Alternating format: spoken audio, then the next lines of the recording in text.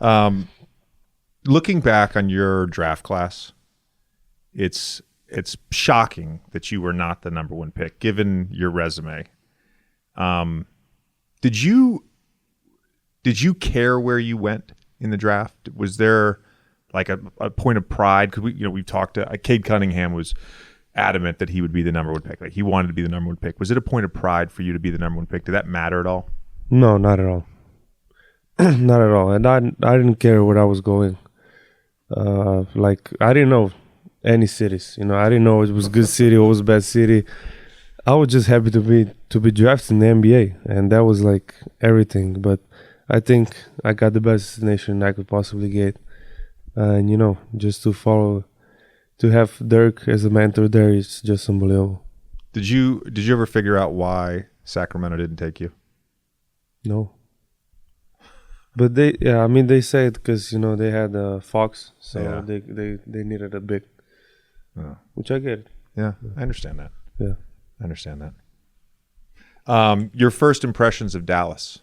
You'd never been to Dallas? Never. You'd pretty much only been to the big cities, L.A. No, I only been to Santa Barbara, and only Santa Barbara and Six Flags in L.A. Really? Seriously. I went twice to Santa Barbara to work at P3. Okay, yeah, that makes sense. Okay, yeah. That makes sense. Great place. I've been there. I was gonna say, what was your impression of it before you got over here to play? What was your impression of the U.S. in general? But just what do you mean impression? Like how are the cities? Like, did you want to come? Like, were you looking forward to coming back? Were you just kind of like, oh, this is just like another place? Like, was there? Oh yeah. I wanted to come back. I wanted to visit a lot more places. But that time, I could just go to Santa Barbara. I was there for like 2 weeks, and on the weekend I went to Six Flags in LA. So that was it. That's everything I saw. So, anyways, first impressions of Dallas when you got to Dallas. Oh, great city, man. I always say Dallas, you have everything, but not too much. Yeah. And you have great restaurants, great people, great everything, and I love Dallas. Yeah. Was there any surprises or big adjustments you had to make when you moved here in terms of U.S. lifestyle? Or were there any big surprises, adjustments you had to make in terms of lifestyle in the NBA versus lifestyle in Europe? I mean, lifestyle in NBA is way different than in Europe, obviously. A lot more people is going to know you. Because in Madrid, you have soccer. So soccer is number one. And then you have and then 10th is basketball. Second. But a lot of places in. But the only thing I would say is the time-wise. Just because it's 7 hours behind my country. So, people would text me when I would sleep. And then I would text them when they are asleep. So that is still a big adjustment.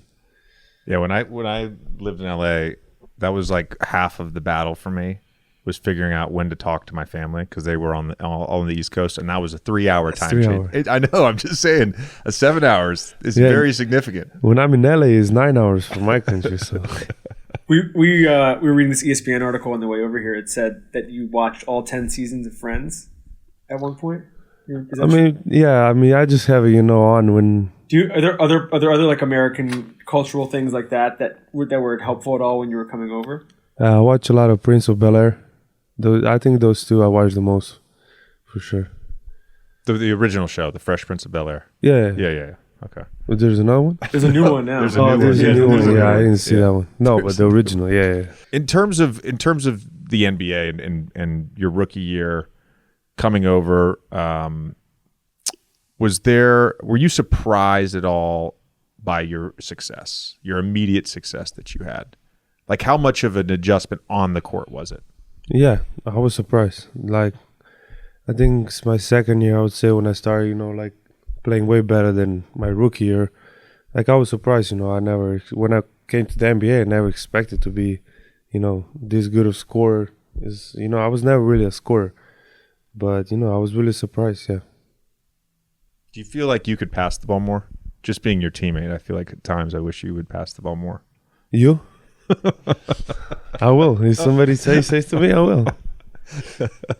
I'm only kidding.